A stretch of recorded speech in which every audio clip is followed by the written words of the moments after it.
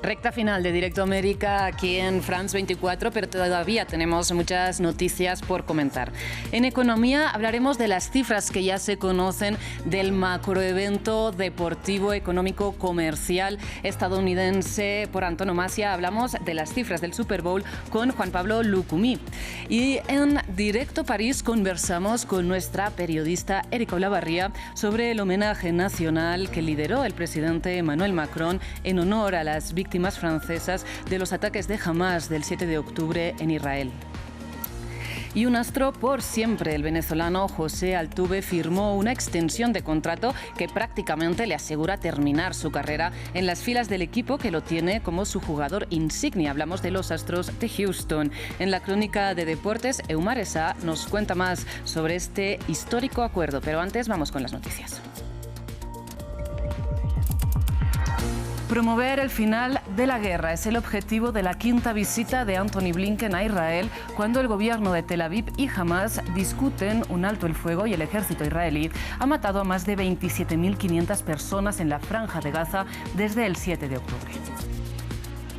Una nueva ola de ataques rusos con misiles mata a 4 personas en Kiev y una en Mykolaiv.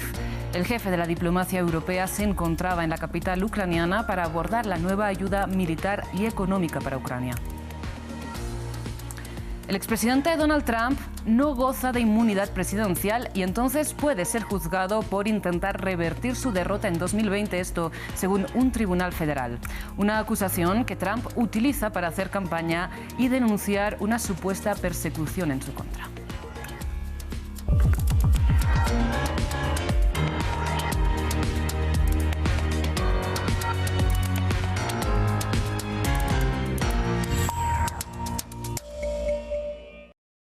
Iniciamos esta nueva edición informativa en Medio Oriente porque mientras Estados Unidos se embarca en una escalada de enfrentamientos con fuerzas proiraníes en la zona, el jefe de la diplomacia de Washington está de nuevo en Israel para encontrar un final a la guerra entre Tel Aviv y Hamás, según informó el Departamento de Estado.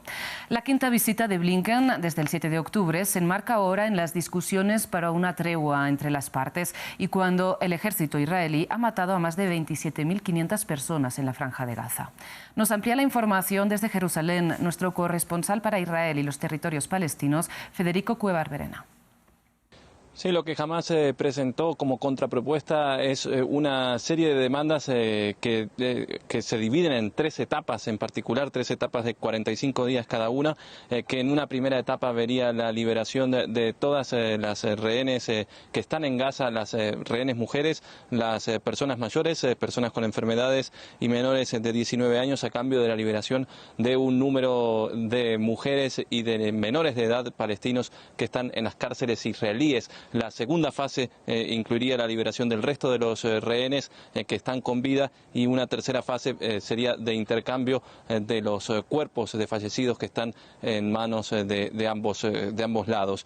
Al final de ese periodo de 135 días, lo que Hamás espera es que exista un acuerdo para un cese al fuego permanente, para el retiro de las tropas israelíes, la liberación de unos 1.500 prisioneros palestinos, de los cuales 500 sean de la lista de prisioneros que están cumpliendo condenas de por vida en las cárceles israelíes, y todo este proceso acompañado por un incremento del ingreso de la ayuda humanitaria para paliar la catástrofe que está ocurriendo en Gaza. Esta contrapropuesta se espera que esté en las conversaciones del secretario de Estado estadounidense Antony Blinken y el primer ministro israelí Benjamin Netanyahu, pero los medios israelíes, citando fuentes del gobierno israelí, pero sin nombrarlas, están señalando que varias de las demandas de Hamás son consideradas inaceptables por el gobierno israelí, y un punto que ni siquiera permite iniciar una negociación, al menos a los ojos del gobierno israelí. Y desde el 8 de octubre también el sur del Líbano se encuentra en medio de fuego cruzado entre Israel y Hezbollah, que apoya, recordemos, a los palestinos en la franja de Gaza. Y ante el riesgo de la escalada de la guerra, decenas de libaneses han huido de sus hogares. Los corresponsales en Líbano de nuestra cadena en francés nos cuentan la historia. Los habitantes de este pueblo en el sureste del Líbano despiden a un combatiente de Hezbollah muerto en un ataque israelí. Desde el 8 de octubre, Israel bombardea regularmente este pueblo ubicado a más de 1.200 metros al sur. En su punto de mira, posiciones del grupo chiita. La violencia fronteriza obligó a huir al 90% de la población de Farchuba. Chadia Ghanem vive ahora en la ciudad portuaria de Saïda, a más de 65 kilómetros de su pueblo natal. La situación es difícil. Quiero que el ejército pueda imponer su autoridad en la región fronteriza. Estoy estresada y ansiosa todo el tiempo. Tengo miedo de no poder volver nunca a mi pueblo. En los años 70 tuve que abandonar mi casa durante casi 3 años. Cada mañana me pregunto si volveré a ver mi casa, mi tierra y mis cosas. Es realmente difícil. Como Chadia, muchos desplazados esperan que una solución pacífica conduzca a un alto el fuego entre Israel y Hezbollah. Entre ellos se encuentra Qasem El Kadiri, presidente del Consejo Municipal de Farchuba. Ha habido bombardeos. Las casas del pueblo han sido destruidas. Hasta ahora han muerto 3 habitantes. La situación es realmente muy difícil. Abu Muhammad ha vivido muchas guerras que han traído muerte y destrucción a su pueblo. Hoy este hombre dice en voz alta lo que otros piensan en voz baja. Nuestro pueblo está sometido al liderazgo de los más poderosos. ¿Qué quieren que hagamos? Es mi opinión y te lo digo sin rodeos. La gente tiene miedo de decir la verdad. A los que se oponen a la guerra se les acusa de colaborar con Israel y a los que no de querer destruir Farchuba. No estamos ni a favor ni en contra de este o aquel partido. Queremos la paz. Queremos vivir con nuestros hijos en seguridad. En Saïda, como en otras ciudades costeras del sur del Líbano, los ecos de la guerra son cada vez más amenazadores. El temor a un estallido regional está ahora en la mente de todos. Y en Francia, en un homenaje de Estado, el presidente Emmanuel Macron recordó a las 42 víctimas francesas de los ataques de Hamas del 7 de octubre. Ante familiares de los muertos y representantes públicos, el mandatario calificó los hechos como la mayor masacre antisemita de este siglo y los comparó con el ataque del Bataclan de 2015. Macron también recordó a los 3 franceses que siguen secuestrados en la Franja de Gaza. Il était 6 heures. Et le Hamas lança. Eran las 6 de la mañana cuando Hamas lanzó su masivo y atroz ataque sorpresa, la mayor masacre antisemita de nuestro siglo.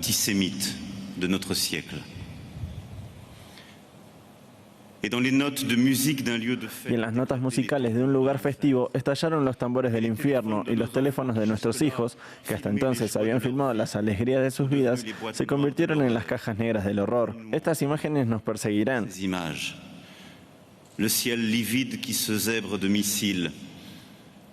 Les brigades infernales qui écument le festival. El cielo surcado de misiles, las brigadas infernales que recorrieron las fiestas se extendieron por las llanuras y luego por los pueblos, derribaron puertas, irrumpieron en casas, dormitorios, debajo de las camas. Las explosiones, los gritos de matemos a los judíos, las granadas, los gritos, los llantos, luego el silencio. Les pleurs, puis le silence. Pasamos a noticias de la guerra en Ucrania, porque según las autoridades ucranianas, una ola de ataques rusos con misiles mató a 5 personas este miércoles. Un muerto fue en Mykolaiv y otros 4 en Kiev, cuando precisamente en la capital ucraniana se encontraba el jefe de la diplomacia europea, Josep Borrell, para abordar con el gobierno ucraniano tanto las reformas para la entrada de Kiev a la Unión Europea como los detalles de la nueva ayuda militar y económica de Bruselas. Esto después de que el bloque aprobara un paquete de 54.000 millones de dólares la semana pasada. Estamos siendo bombardeados y resistimos. Esto no es lo peor que podría pasar. La gente en primera línea se lleva la peor parte. Tienen que defenderse de los invasores. Nosotros los civiles definitivamente resistiremos y estos ataques no influyen en nuestra voluntad de victoria. No rompen nuestro espíritu de ninguna manera. Esperaremos la victoria. Estos ataques aéreos provocan que nuestra voluntad de victoria sea incluso más rápida. No rompen nuestra voluntad de ninguna manera. Y entre tanto, la Fiscalía de Suecia anunció que ha cerrado su investigación sobre el sabotaje al gasoducto Nord Stream en septiembre de 2022. El ente señaló que este hecho no es de su jurisdicción y que los elementos con los que contaron para adelantar la investigación fueron enviados a las autoridades judiciales alemanas. El 26 de septiembre de 2022, recordemos, se detectaron 4 fugas en los gasoductos Nord Stream 1 y 2, 2 de ellos en la zona económica de Suecia. Previamente, la Fiscalía sueca había señalado que se había tratado de un acto de sabotaje grave contra esta infraestructura rusa, realizado presumiblemente por un actor estatal, pero no se ha logrado establecer oficialmente a los responsables. Cambiamos de tema y vamos a Estados Unidos porque Donald Trump está más cerca de sentarse en el banquillo de los acusados por supuestamente intentar revertir las elecciones de 2020 e instigar el asalto al Capitolio. Un tribunal federal de Washington dictaminó que el exmandatario no tiene inmunidad presidencial ante esta acusación, uno de los 4 casos, recordemos, penales que tiene abiertos y que utiliza como base de su campaña electoral para denunciar una supuesta caza de brujas en su contra. Donald Trump no tiene inmunidad. Un tribunal federal de apelaciones dictaminó que el expresidente de Estados Unidos podrá enfrentar cargos por conspirar para anular los resultados de las elecciones de 2020. En ese sentido, rechazó los argumentos de la defensa del magnate, que aseguraba que su condición de presidente lo protegía del proceso. Para efectos de este caso penal, el expresidente Trump se ha convertido en el ciudadano Trump, con todas las defensas de cualquier otro acusado penal. Sin embargo, cualquier inmunidad ejecutiva que pudiera haberlo protegido mientras ejercía como presidente ya no lo protege contra este enjuiciamiento. El fallo de este martes fue unánime. Lo dio un panel compuesto por 2 jueces nombrados por el presidente Joe Biden y 1 por los republicanos. El tribunal le dio a Trump hasta el 12 de febrero para apelar, recurso que seguramente será usado por el equipo legal del expresidente, que buscará que el caso llegue a la Corte Suprema de Justicia. La defensa de Trump señalaba que una acusación de este tipo podía sentar un precedente peligroso para los mandatarios en funciones y que tendría un efecto paralizador. Cuando hablan de amenaza a la democracia, esta es la verdadera amenaza a la democracia. Y creo que, como presidente, uno debe tener inmunidad, muy simple. La acusación fue presentada por el fiscal especial Jack Smith y acusa a Trump de buscar frustrar la certificación de los resultados que le daban la victoria a Joe Biden a través de acusaciones falsas de fraude electoral, hechos que desataron el ataque al Capitolio por parte de sus seguidores. Se trata de uno de los 4 casos penales que enfrenta Trump y uno de los 2 que alegan interferencia en las elecciones de 2020. Continuamos en Estados Unidos porque de momento tanto Joe Biden como Donald Trump se reafirman como los 2 aspirantes en duelo por la Casa Blanca. El actual mandatario ganó las primarias de Nevada este martes, mientras en la votación del Partido Republicano la opción ninguno de los candidatos ganó más votos que Nikki Haley, la única aspirante con posibilidades que figuraba en la papeleta, dado que no se presentaba Donald Trump.